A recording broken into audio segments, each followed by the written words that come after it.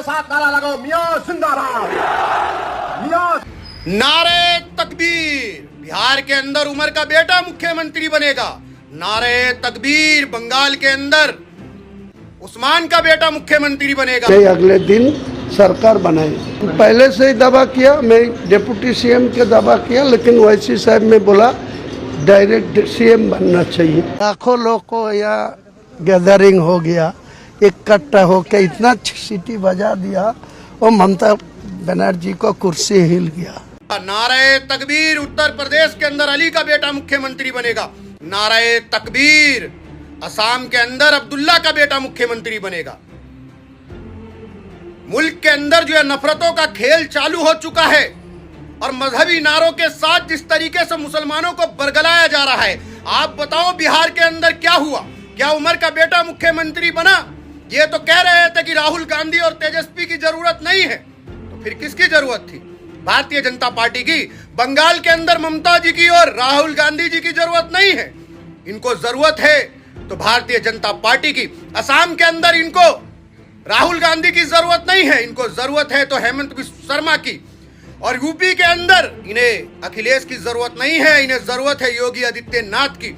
मुल्क के अंदर मजहबी नारों के साथ मुसलमानों को बरगलाया जा रहा है और मुसलमानों को बांटकर, सेकुलर वोटों को बांटकर भारतीय जनता पार्टी को लंबी जिंदगी देकर मुसलमानों की कयादत को कमजोर किया जा रहा है। और मुसलमान नारे तकबीर, अल्लाहू अकबर कर कर ये नहीं देख रहे मुल्क की खूबसूरती टूट रही है।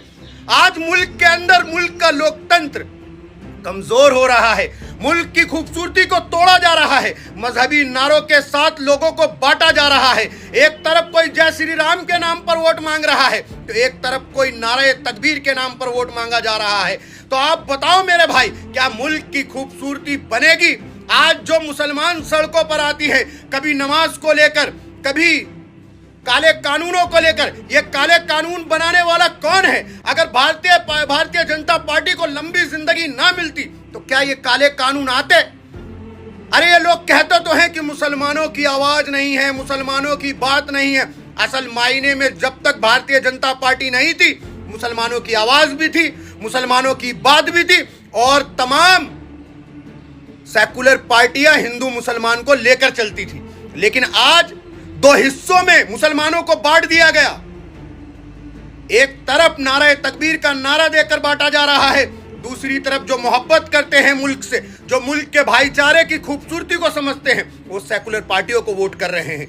लेकिन मजहबी नारों के साथ अगर मुल्क के अंदर नुकसान हो रहा है तो मुसलमानों का हो रहा है।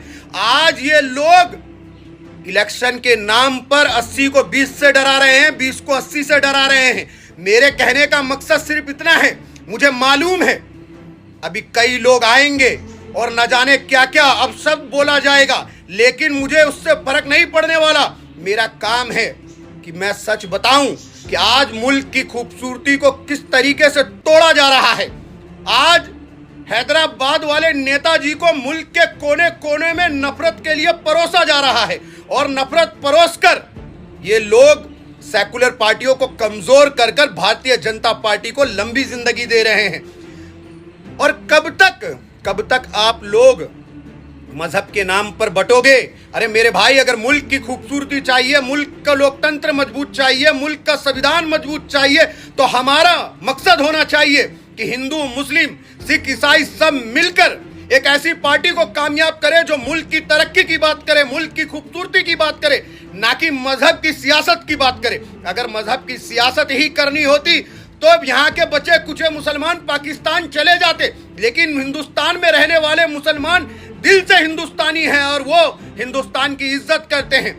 वो मजहब के नाम पर नहीं बटने वाले। लेकिन कुछ चंद लोगों को ये लोग बरगलाकर, कुछ वोटों को काटकर सेकुलर पार्टियों को कमजोर कर मुल्क की खूबसूरती को कमजोर कर रहे हैं। कांग्रेस पार्टी को खत्म करने निकले हैं ये लोग, लेकिन याद रखना, कांग्रेस पार्टी खत्म होने वाली पार्टी नहीं है। कांग्रेस पार्टी जब आएगी तो तुम्हें बताएगी कि मुल्क की खूबसूरती, मुल्क का भाईचारा, मुल्क का संविधान, मुल्क का लोकतंत्र किस तरीके से मजबूत होता है। तुम कोशिश करो, लेकिन मेरा वीडियो बनाने का मकसद सिर्फ इतना है मेरे भाइयों, आपको समझना पड़ेगा, आपको देखना पड़ेगा कि आज मुल्क को मुल्क के भाईचारे की जरूरत है, मुल्क को हिंदू और मुसलमान दोनों की जरूरत है।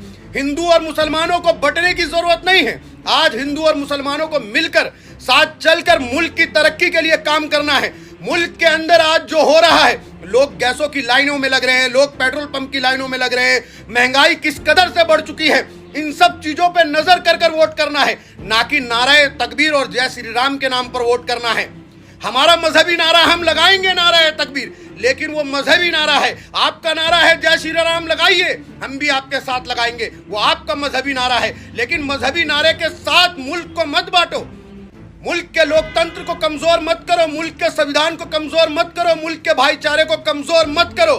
मुल्क के अंदर सिर्फ मोहब्बत का पैगाम दो और मुल्क के अंदर इन नफरती लोगों को बताओ कि अगर मुल्क के अंदर कुछ जीतेगा तो मोहब्बत जीतेगी, नफरत नहीं जीतेगी। याद रखिए मेरे भाई, वक्त आ चुका है इन नफरती लोगों को जवाब देने का। और मैं असम के, बंगाल के लोगों से कहना चाह रहा हूं, बंगाल और असम में चुनाव है, कि इनके मजहबी नारों के चक्कर में आके मुल्क की खूबसूरती को कमजोर मत करो। जो पार्टी आपके भाईचारे को लेकर चल रही है, जो आपके मोहब्बत को लेकर चल रही है, उसे कामयाब करो और इनकी नफरत की सियासत को खत्म करो।